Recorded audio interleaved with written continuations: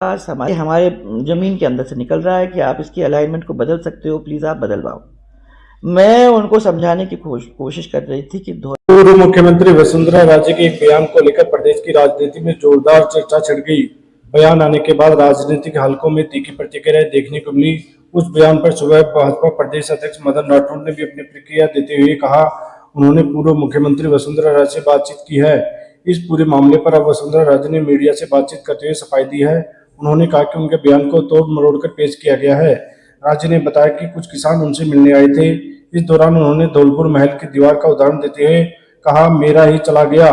उन्होंने किसानों को समझाते हुए यह भी कहा कि एक बार सेंट्रल लाइन यानी खूंटी गाड़ने की प्रक्रिया पूरी हो जाने के बाद उस न्यायालय के आदेश में हस्तक्षेप करना संभव नहीं होता।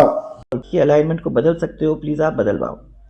मैं उनको समझाने की कोशिश कर रही थी कि धौलपुर में मेरे घर के सामने नेशनल हाईवे निकली है और जब मुड्डियाँ गड़ जाती हैं और नेशनल हाईवे का काम कंप्लीट हो जाता है तो नियमानुसार हम लोगों को काम करना ही पड़ता है।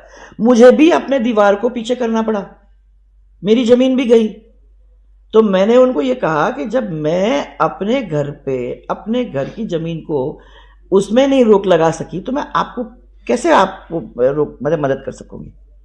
मैं ये उनको समझाने की कोशिश कर रही थी कि ये अब हो गया है काम और नेशनल हाईवे यहाँ से निकलेगा। तो ये अपार्ट फ्रॉम दिस झालावाड़ के अंदर मैं देखती हूँ, मेरा भाषण तो कभी होता भी नहीं है।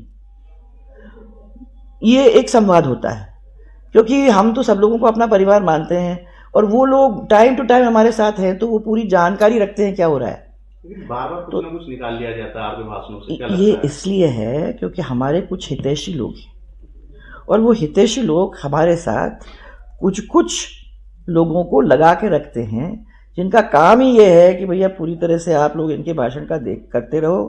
क्या मालूम कहाँ अपने को कोई ऐसी लाइन मिल जाए जिसको तोड़ फोड़ करके हम मैंने अलग अर्थ उसका निकले, ऐसा कोई रील या कोई बात निकालने का काम कर सकें। वो उसी संदर्भ में है। ये षड्यंत्रकारी लोग हैं, पहले भी किए हैं, आज भी किए हैं। इतने सालों तक कुछ नहीं कर पाए और भगवान की दया से और आशीर्वाद से और लोगों के प्यार से मुझे नहीं लगता कि ये कभी आगे भी सक्सेसफुल होंगे। परंतु मैंने ये सोचा कि किसी को गलतफहमी न हो, उस गलतफहमी को दूर करने के लिए मैंने इस चीज़ को आपसे क्लैरिफाई किया है। तो कोई किसी के माइंड में नहीं होना चाहिए पद की बात ही नहीं हुई।